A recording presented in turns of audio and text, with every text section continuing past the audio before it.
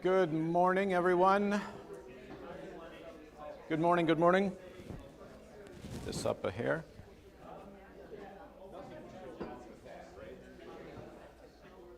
Good morning.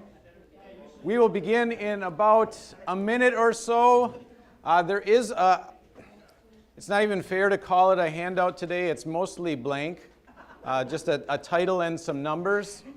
And then you also may have near you a review for Pastor Stern's study. He was scheduled to finish up today, but called me on Friday night and said he had a bit of a health concern that was going to take a few days to get back from. So he knew already Friday night that he wouldn't make it today.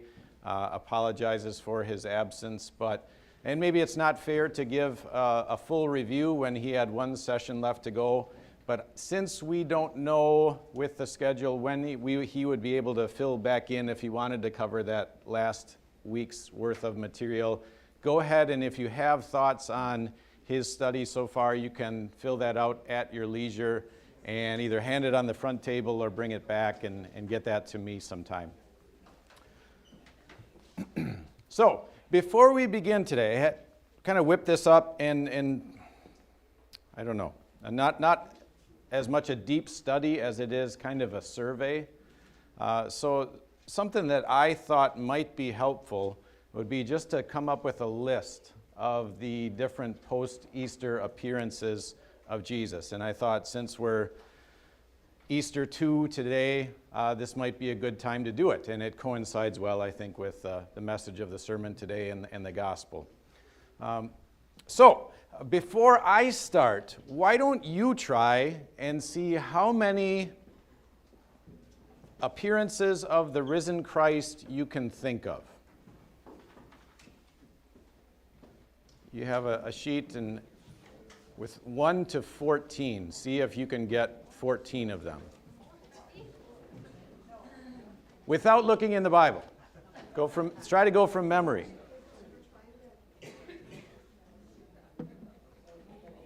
And we'll do that for, I'll say, 3 minutes. See how many you can come up with.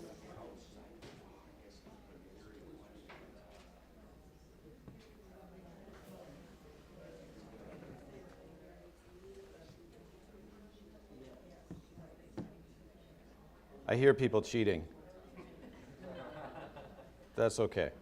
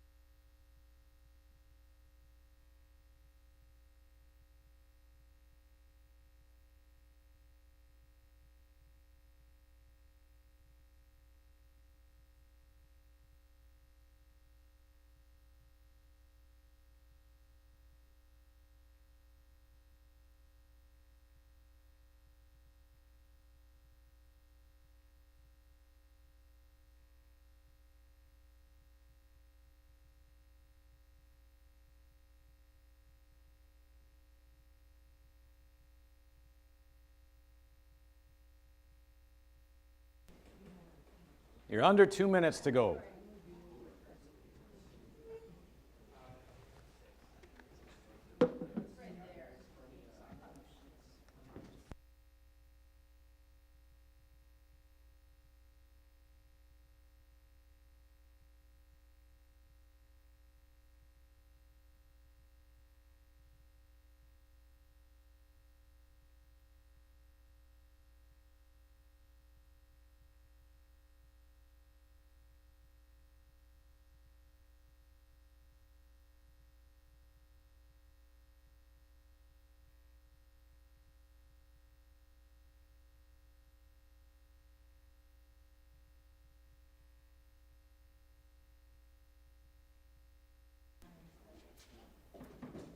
One minute.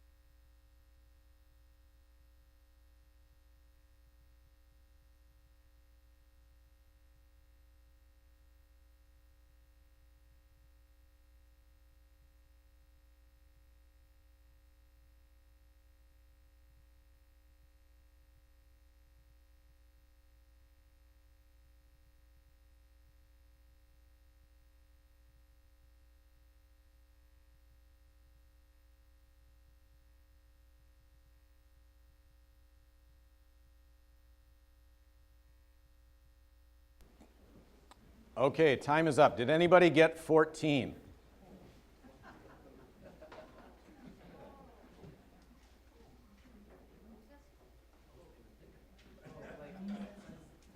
Nobody got 14. Good. If you had 14, that would be more than are in the Bible that I see. So, excellent job. Excellent job. Just left that one. Well, we'll go through.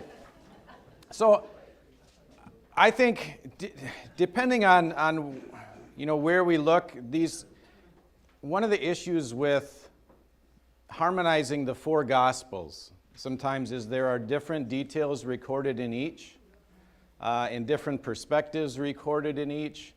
And so we'll see that certainly with especially Easter Day. There's people running back and forth to the tomb and away from the tomb and going to tell people. And so trying to put these in, especially in the right order, is I don't think we need to be especially concerned that we got it 100% right.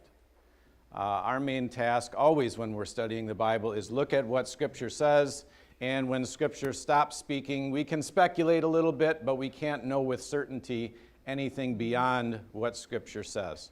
So this is not only the four Gospels, though, it's also the book of Acts, and it's also the book of 1 Corinthians. So we have six books of the Bible that we're pulling from to come up with this list. It would be fun to turn this into a 6-week or 8-week study. We have one.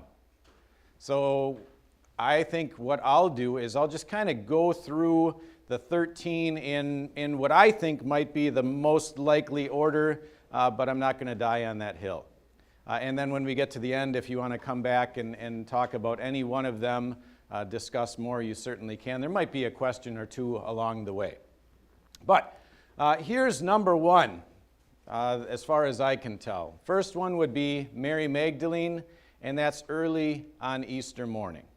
And so you can see the references there where we pull those details from, preceded by the sight of two angels.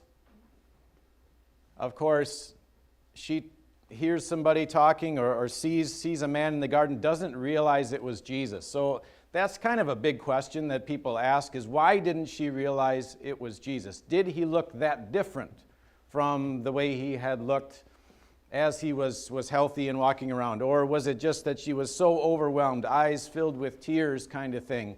I know one video presentation I've seen of, I think it was the Gospel of John movie, and Jesus shows up in the garden, and it kind of reminds me of, who is the neighbor on Home Improvement?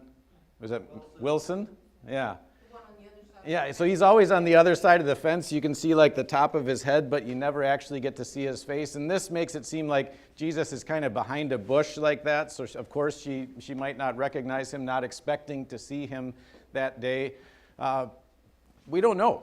And yet, of course, when he says her name, when he says Mary, then she realizes. Yeah, teacher, Rabboni. Jesus says to her, "Do not hold on to me, for I have not yet returned to the Father." That's kind of the main thing that he tells her. So if we come back and look through these, again, if there's time for questions, we can kind of see what the main takeaways are of each one. And Jesus is already saying, yeah, I'm alive, but he's giving this hint already that he's not going to stick around forever. Chris, question? Go ahead. Well, it doesn't say don't touch me. It says don't hold on to me. So we'll keep that in mind. With the next one, some people suggest that the women at the tomb, that Mary was included along with that. And this is something we see in the other Gospels too. There are various accounts where Jesus is around Jericho, right? Is he going into Jericho or coming out of Jericho? There's a new Jericho and there's an old Jericho, so he might be leaving one and going to the other and heals a blind man. And then you read another gospel account and there's two blind men. So which is it? Is it one or two? Well, it's two, but the one gospel only mentions one, Bartimaeus, right? It mentions him by name. So sometimes when one person speaks for a group, it only mentions the speaker. So with the women, is this perhaps with Mary? Are they all together, or have they been separate? Here there's only one angel mentioned. Was there one angel or two angels? Well, we know there were two angels because John tells us that. But does it just mention the angel who spoke? We know they're both true. And sometimes people look at these different accounts and they say, you see, they're different. So that means either one of them is made up or they're both made up. No, not necessarily. Again, different details, different perspectives that are reported. But here it says they clasped his feet. And so if that is Mary clasping his feet, that might be an occasion where Jesus would say, no, don't hang on to me. You can imagine her grabbing it, just so excited to see him. She just hugs whatever she can hug. And Jesus says, eventually you're going to have to let go. Right? And maybe you've experienced that where you see someone you haven't seen in a long time and the hug is extra long. And not that it had been that long, but what had happened, well, Jesus had died. So that's certainly a significant thing that had happened in between the last time they saw him, when they took his dead body down from a cross and cleaned it up and laid it in a tomb hastily. I don't know that this is the same exact account, that it is the same exact time frame, because it talks about the women going back to the tomb, and then so I see like they kind of leave, and Mary is lingering at the tomb. So when it does in Matthew here, it mentions the women going back away from the tomb, and Jesus kind of intercepts them on the way.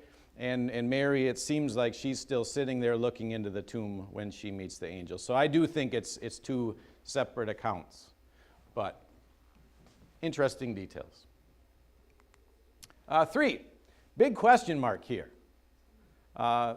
Rightly was mentioned in the sermon today, spoiler alert, if you haven't heard it yet, but Jesus appeared to Peter sometime that day. And so we might suggest early to midday. We don't know where Peter was. There is no narrative account of that meeting at all. But there are 2 mentions of it. You can see the references here. In Luke 24, the Emmaus disciples say, we've seen the Lord, and he met with Simon. And we want to know, well, what happened there? What did they talk about? What happened? How did that go down? Where was it? And we're not told.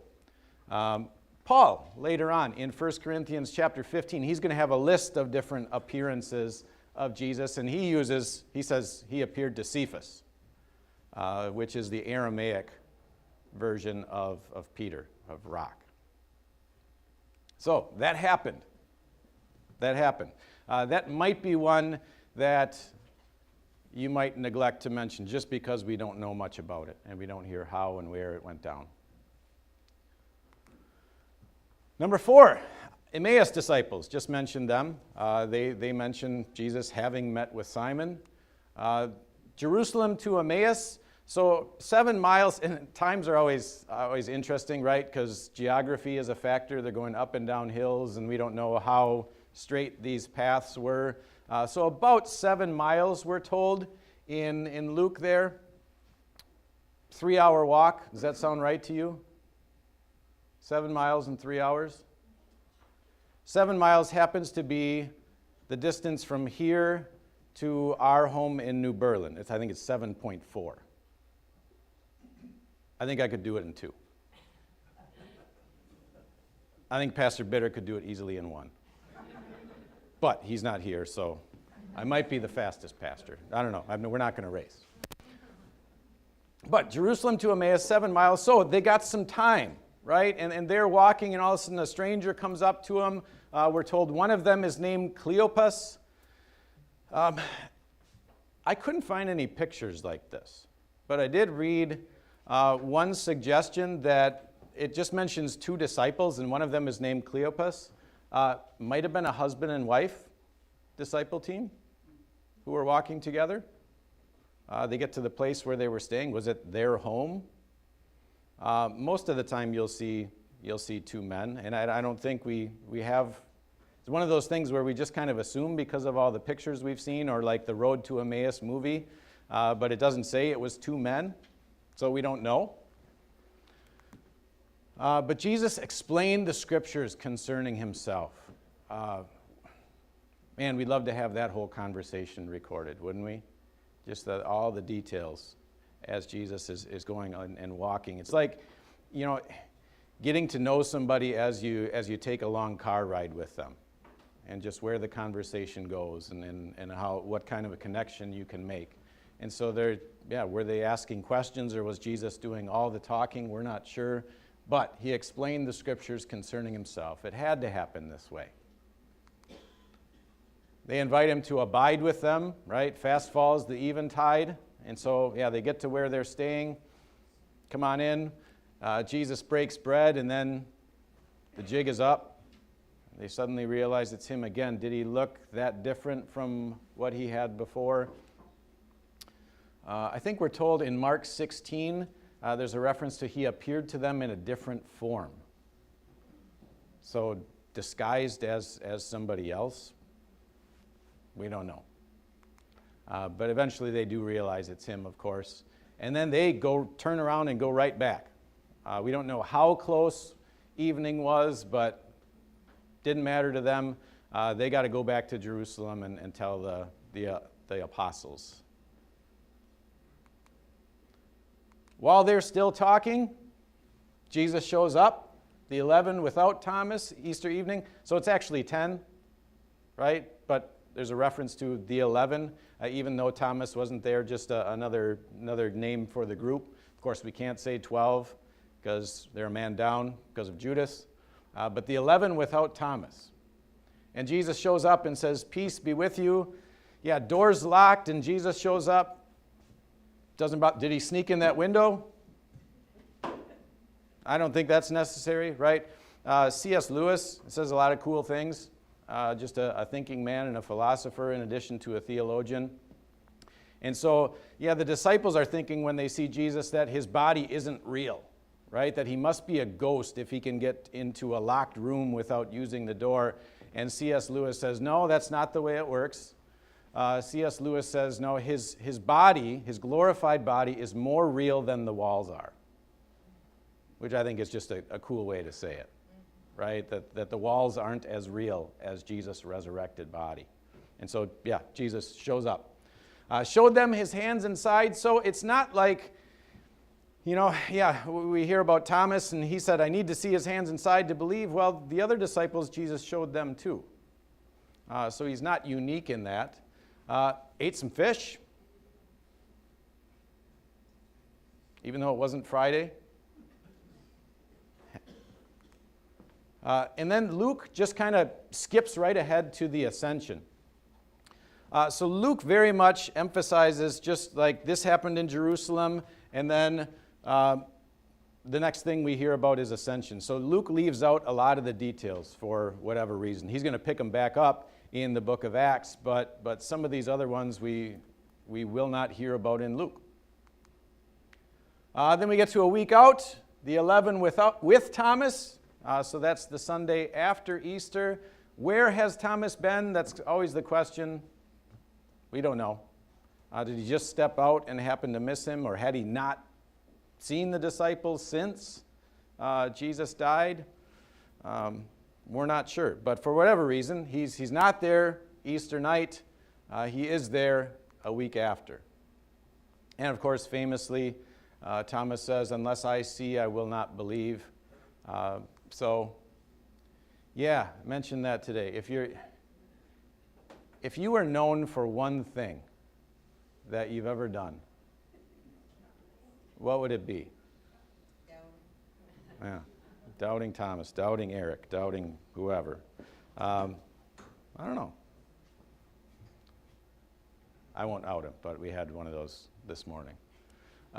Jesus says, blessed are those who have not seen and yet have believed, and that includes all of us, right? We look forward to seeing those same nail marks and those same marks in his side, which is interesting, right? Because, when we think of ourselves and our glorified bodies, we're going to be without all of our wounds and all of our scars. And Jesus chose to hang on to them, right, as proofs of his redeeming work for us. We even have hymns that mention that.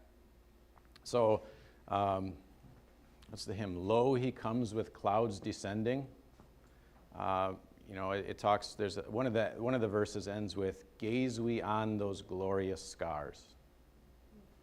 And even Revelation points ahead and it talks to the Lamb looking as if he had been slain. And so, sometimes you'll hear people say things like, "What's the only man-made thing in heaven are those scars of Jesus." Sue, thoughts? Only keeps those scars. I'm sure he was in a lot worse shape when they took him down from the cross with the beatings and floggings, and but he comes and he just has those scars. Agreed. Yeah. Would he have the stripes across his back, right, or the thorn marks in his scalp? I don't think we have to assume that. Jesus said that he just showed him his hands and his side. Isaac. It also doesn't say he doesn't have those other scars. Correct. Just that those were the ones that he pointed to. Correct. That's absolutely correct. Yep. So again, where Scripture doesn't speak, but at the same time, I don't think we picture Jesus bruised and bloodied and all those other things too. So it's, I don't know, just the wonders of God, right? That he chooses to retain those. We know that for sure, as undeniable proof that he is the same one who was crucified. This is the same body that went to the cross. This is the same body that died. And now he's alive again. Yeah, so he's doubting Thomas forever. Like, Thomas did a lot of good stuff, but he's just always remembered as doubting Thomas. John? I've heard something like he should be called confessing Thomas because he says, "My Lord and my God." Right, yeah. So just like the other disciples, the first time they saw him, they believed, right? Because he showed them his hands and side, and then he gets the same thing. But I think it's that in between, that skeptical nature. Sometimes people, you'll hear people who come up with a whole character sketch on each of the disciples based on like one or two lines that they say. And so there's these psychological profiles of these guys. I think sometimes that's a little overblown, a lot of assumptions built into that. But again, he will forever be doubting Thomas to most people, even though he was not shy about confessing my Lord and my God when he got the chance to see the risen Christ. All right, number 7. So again, Luke leaves out all this Galilee stuff. Matthew kind of emphasizes that. Matthew even says Jesus told his disciples to go to Galilee, and then he still comes to them when they're in Jerusalem, right? He doesn't wait until they get there to show himself. But we have this in John here. I would have forgotten this, but there are 7 disciples that are named. That's one detail, that the 11 aren't there all on that morning for whatever reason. But Simon says, "Hey, I'm going fishing." They go out and fish all night, get skunked. "Friends, haven't you any fish?" Once the fish start rolling in, then John is the one who identifies Jesus, and then Peter jumps in the water, wraps his garment around him, leaves the others with the haul of fish. How many fish? Go real close, 147.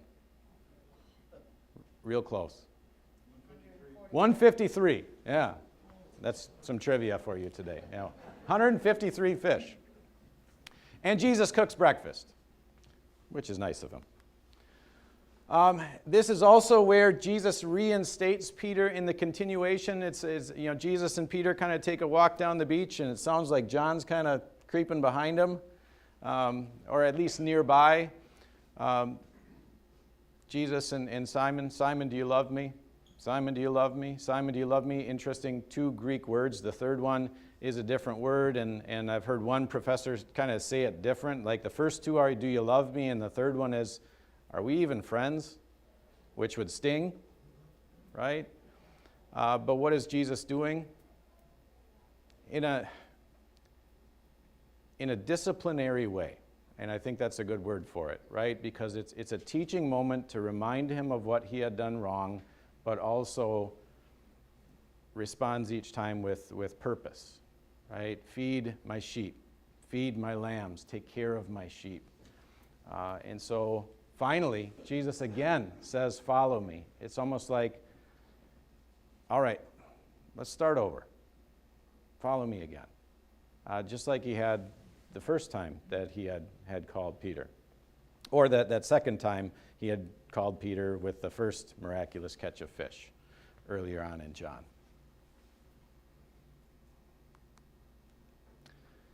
Number 8, we'll call it the Great Commission Gathering. I think some people might assume this is ascension, and yet we are told that this Great Commission Gathering happened in Galilee.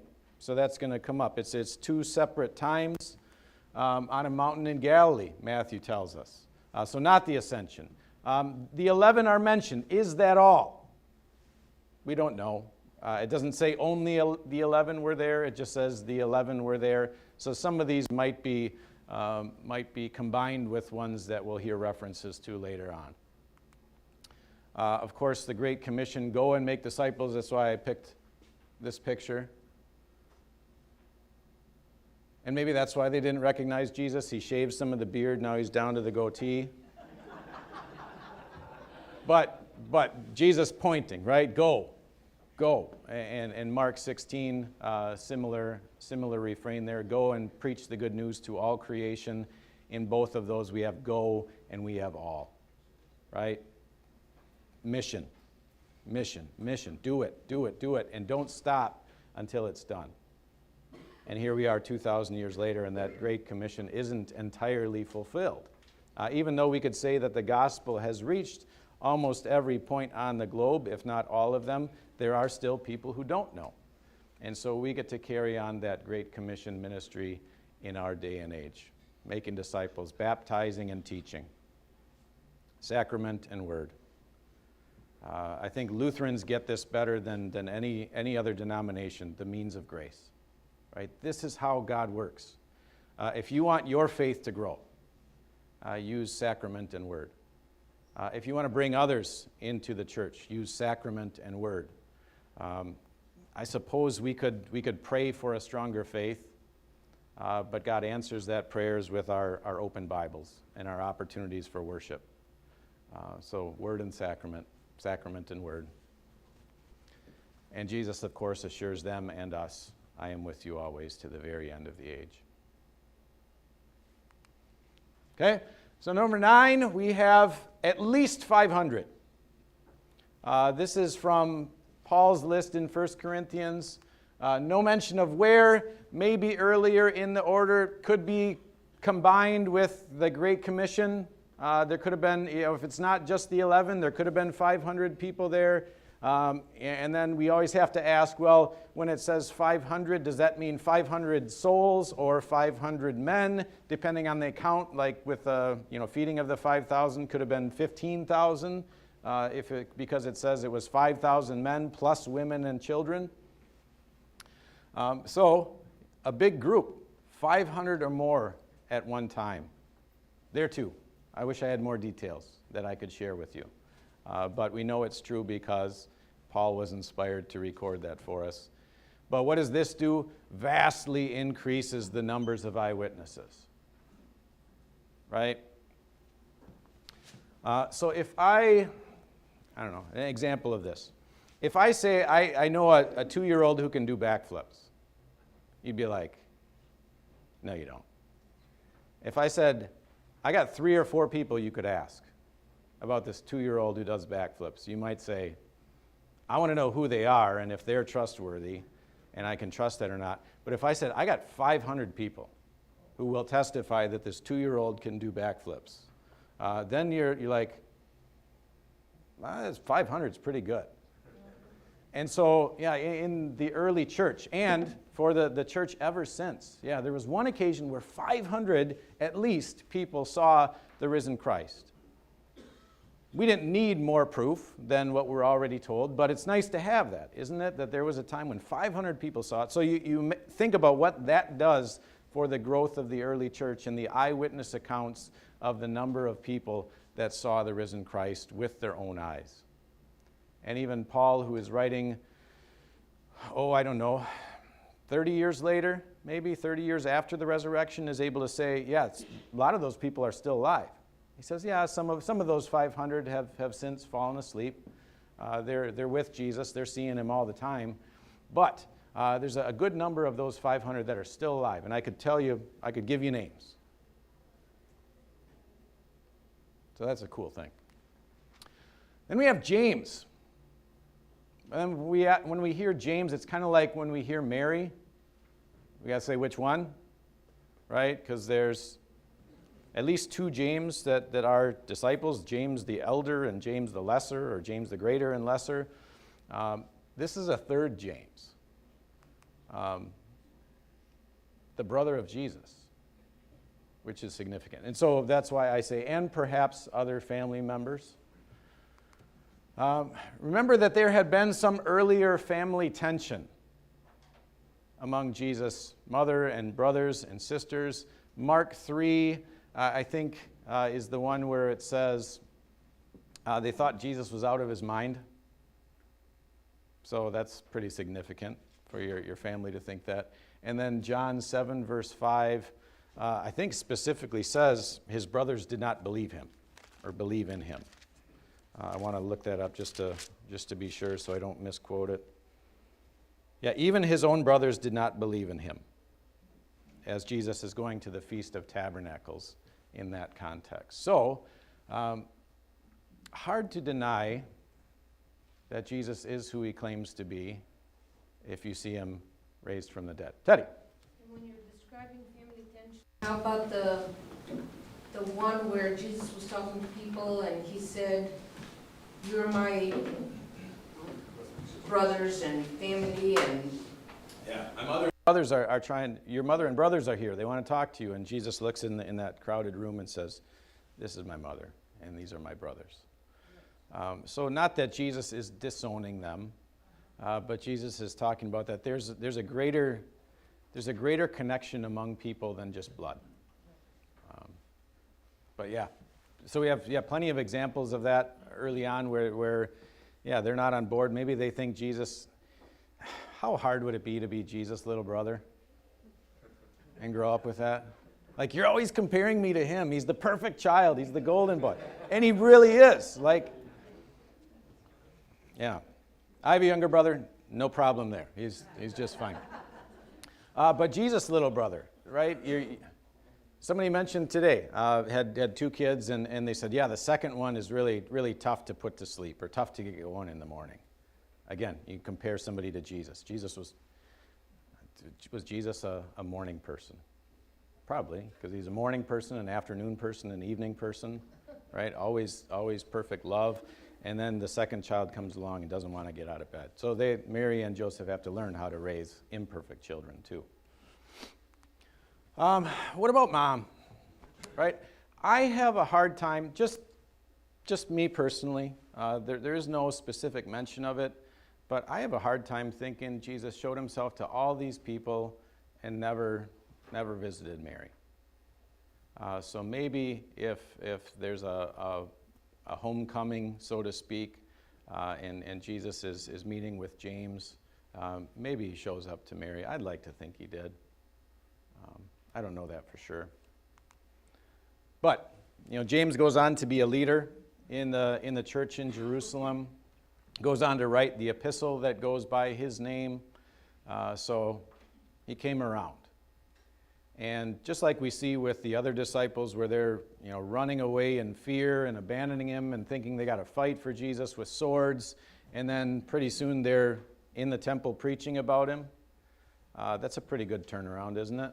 Willing to die for him as opposed to denying him. So we see a pretty good turnaround with James here. Among those that had earlier, we don't believe in him.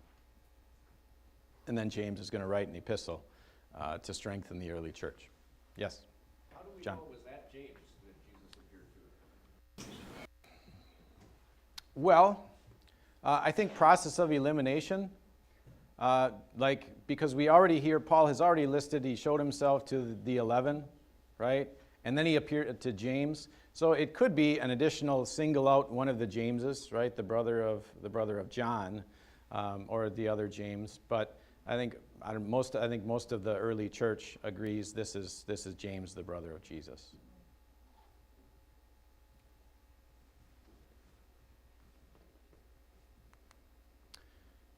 So we're just continuing now in 1 Corinthians because these aren't mentioned in the Gospels or in the book of Acts anywhere. So it says, then he appeared to James, then to all the apostles. So again, it to us at first it sounds like, well, is this circular?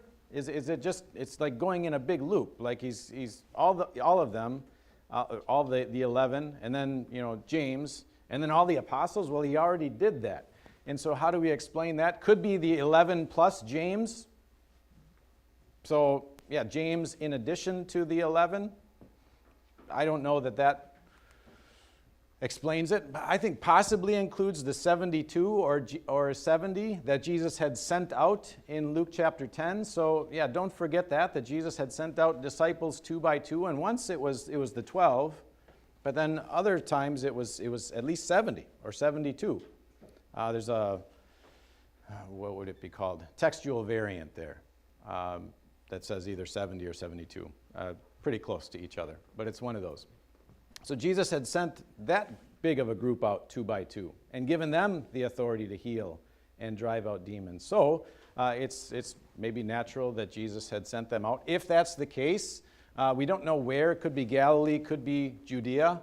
But that probably included 2 guys that we hear about in the book of Acts, where after the ascension, the disciples say, you know what, we're supposed to have 12. It's a good Bible number, right? 12 tribes of Israel, and Jesus chose 12 disciples, and now we're down to 11. Let's bring somebody into the 12. And the 2 names that they come up with, they say it has to be somebody that's full of the Holy Spirit and somebody that has been with us from the beginning.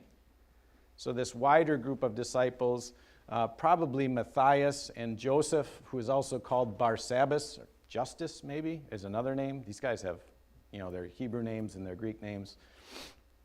But that's in Acts chapter 1, where we hear those names. And eventually they do settle on Matthias to kind of take Judas's place among the 12.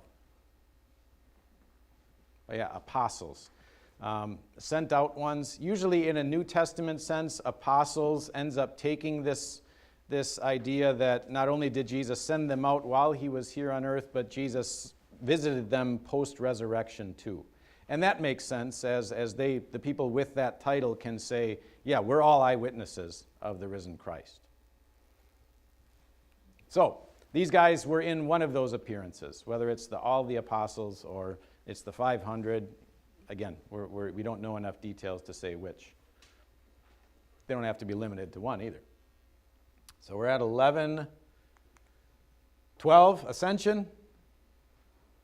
Interesting enough, I didn't have that picture saved, and I Google searched St. John's Wauwatosa Ascension window, and there was a Pinterest link that brought that up. So somebody out there stole it somewhere along the line, and I don't know if they're making money off it or what, but good for them if they are.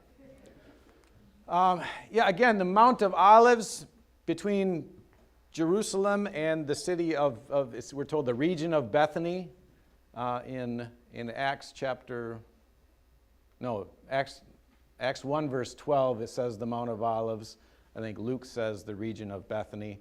It was near Jerusalem that Jesus ascended from, not the mountain on Galilee with the Great Commission meeting.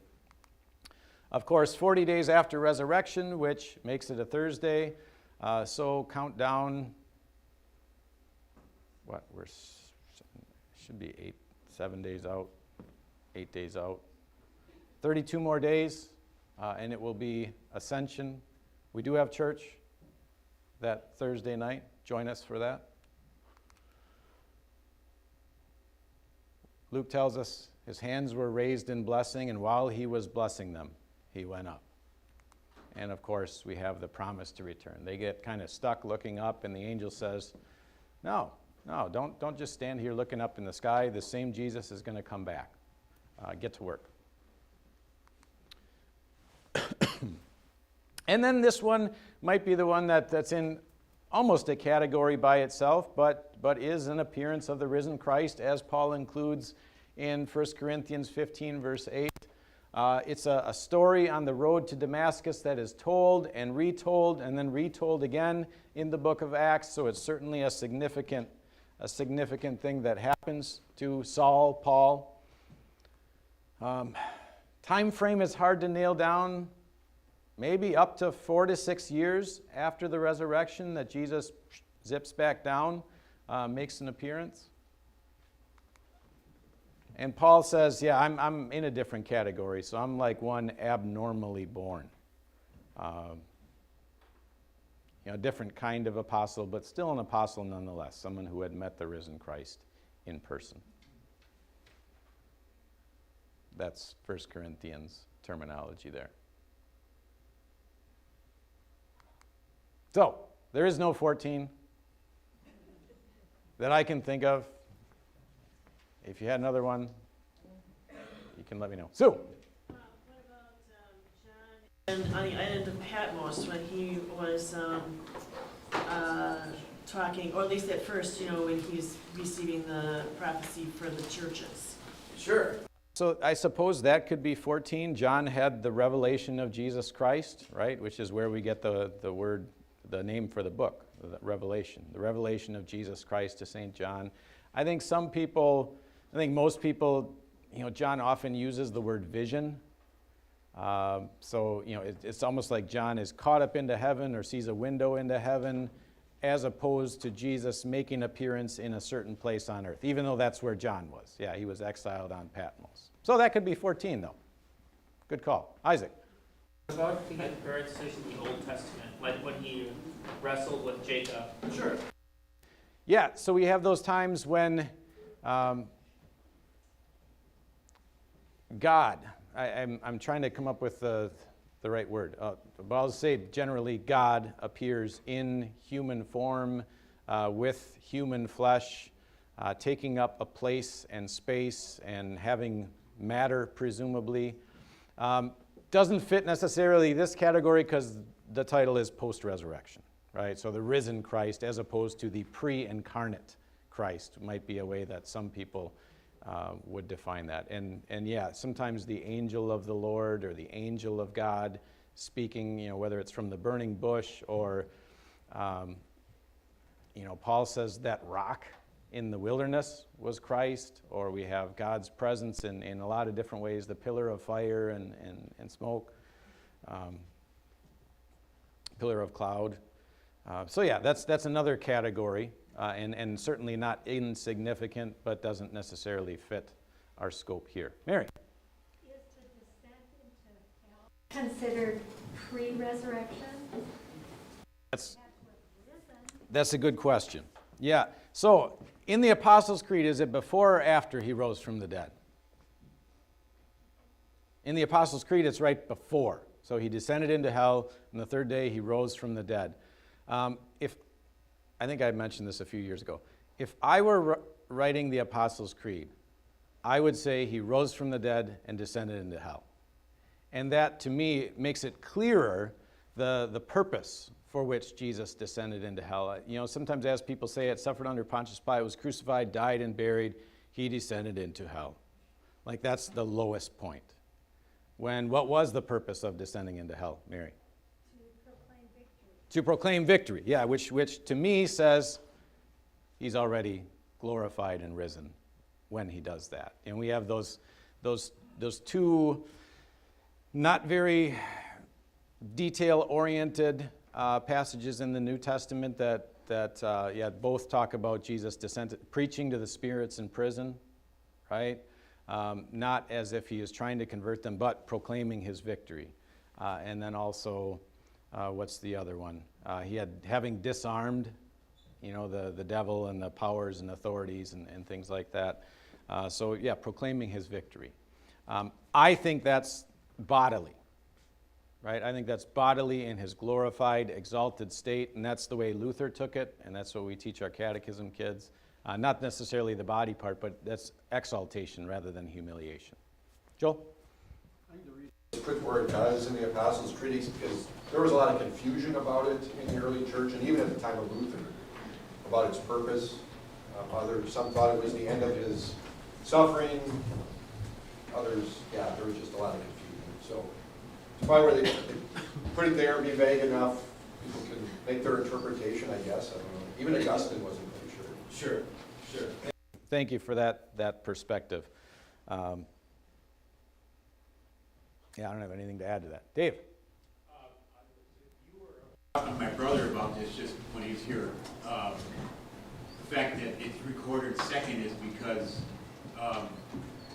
when he went descended to hell, he hadn't appeared outside the tomb yet. Good. And you brought up the thought that I was trying to recall, but it slipped out of my head somewhere along the line. That, yeah, it's probably does take place prior to any of these appearances that we talked about today.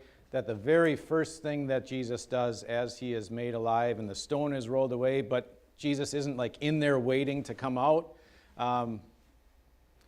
He's not confined by place and space anymore in his exalted state. But yeah, before he shows himself to anybody else, surprise, devil. You think you won? Not even close. And then Jesus starts showing himself to Mary and the women and the disciples and so on. So good, thank you for mentioning that. Paula. James is the one that's referenced as being the first martyr, or the first martyr.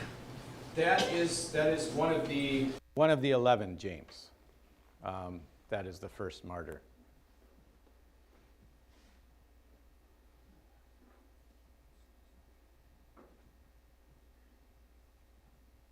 John? Going to Mary in the garden and the Emmaus disciples, I had a lot of experience with witnesses, and it's kind of famous that people that witness, and if you have 3 people that witness an accident, they will have seen essentially 3 different accidents. That and I think it has a lot to do with, I expect to see the gardener, so that's what I'm seeing. I expect to just have a wayward walker with me, and that's what I'm seeing. And you can also expect not to see something. You don't expect to see Jesus. And so both ways, that can color your perception. And then the simple word Mary, or whatever, when Jesus broke the bread with the disciples, they recognized it because all of a sudden their expectations were changed. Yeah. And I think we can, if we just try a little bit, we can sympathize how if you saw somebody dead and you saw somebody buried, that's the last person that you realistically expect to see walking around or come upon you as you're on the road to Emmaus. So yeah, that makes a lot of sense. Dan? Going back, did Jesus appear to his mother? And what about mom you had up there? I've been thinking about that. When the Bible tells us about the 10 disciples gathered together, or the 11, I think it's almost illogical to imagine that that was the exact number of people in that room. I think they're the key players, and so the Bible mentions that purposely for us.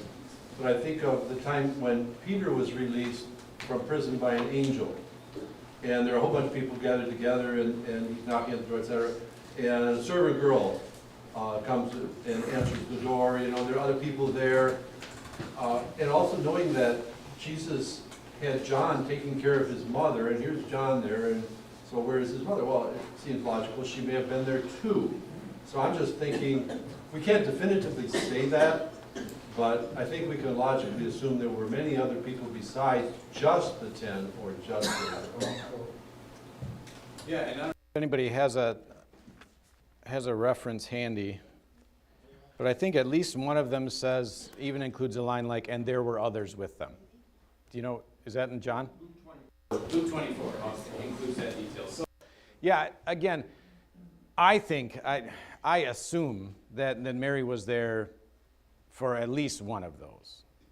whether it's among the women or with the disciples. Remember we had, from that time on, John took her into his own home kind of thing, so they were hanging kind of tight. I can't imagine John's going to leave her alone, that soon after Jesus has died.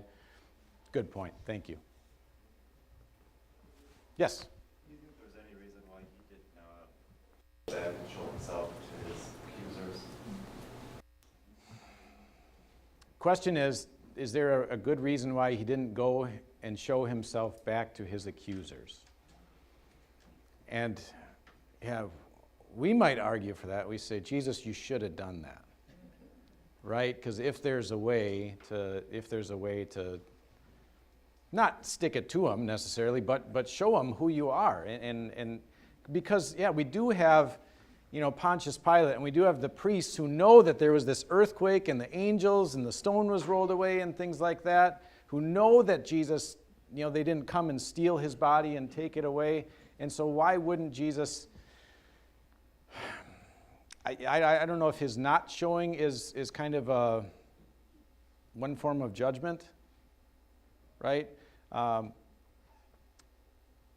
think of the story of the rich man and Lazarus, right? And the rich man says, well, send somebody back from the dead. Send Lazarus back to tell my brothers. And what Abraham says to him is, if they don't believe Moses and the prophets, they won't even believe if somebody rises from the dead. And so the enemies do have plenty of evidence that he did. And yet their stubborn, hardened response is, we got to cover it up. We got to offer a bribe to shut these guys up, rather than embrace it and come to faith in him. So I don't have a definitive answer for that, but we do have some of those other perspectives.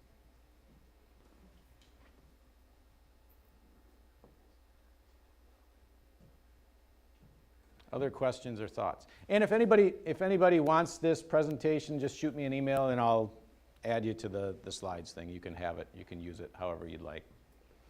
Especially if you didn't want to write down every bullet point and things like that.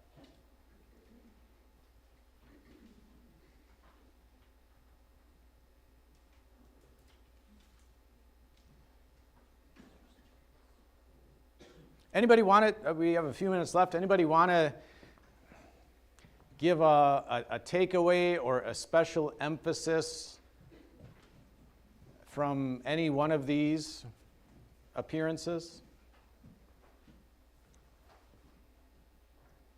I think there are a lot of them. Lothar? Why don't we have an image of Jesus? It seems to be a picture in very so differently. Yeah. Why is that? I mean, there should be an image somewhere with details. I don't have an image of Jesus or a detailed picture. I don't know that we have too many of most people who lived back then. I mean, maybe the closest thing is, there's sculptures. We have coin imprints of Caesar or whoever, different emperors and things like that. Back in the Old Testament, God specifically said, don't make for yourself a graven image of God, so that you don't end up worshiping, coming up with some kind of symbol instead of the God who is bigger than that, right? God can't be contained in a body unless he chooses to be. In the person of Jesus Christ, God did show himself. I kind of like the fact that if you look at different Christian images of Jesus from around the world, they kind of put their own spin on it, right? So maybe, if there's an African kind of image of Jesus, he might have darker skin, looks more like them. Or if there's Asian images of Jesus, might have, Asian features, or things like that. And what that kind of communicates is Jesus is for us. That Jesus isn't just, for one people group or for one ethnicity. He's for all. And so, everybody kind of makes Jesus look like them in art, which is fine with me. Steph. With Peter being reinstated, didn't realize that the 3 times that Jesus says, "Come follow me," that was referencing back to when he denied him 3 times. Like, I mean, obviously it makes sense, but then the last one where you said it was like, "Do you even know me?" And how much that really probably stung him. I mean, that one, but each time that Peter just is probably replaying in his mind each time that he denied Christ before the crucifixion. Really an effective way to have it sink in. Again, not only what he had done wrong, but the love of Jesus to finish that out with again, the purpose and reinstatement and the follow me. Like, I'm not ashamed of you, Peter. Follow me. John. I realize that the term apostle is broader than I thought it was, and maybe the broadest you could make it is anybody Jesus appeared to after his resurrection could be called an apostle. Yeah, the basic meaning of apostle is sent out ones, so it's, those who saw the risen Christ and are sent out with purpose. But what Christian isn't sent out with purpose, right? So it kind of depends on the context, but again, in that early New Testament, when Paul is writing to the Corinthians, for instance, and arguing about his apostleship, he includes that the risen Christ appeared to me too. So he's defending that idea that he had been directly sent by Jesus, that he was a personal eyewitness of the risen Christ. But there were others too.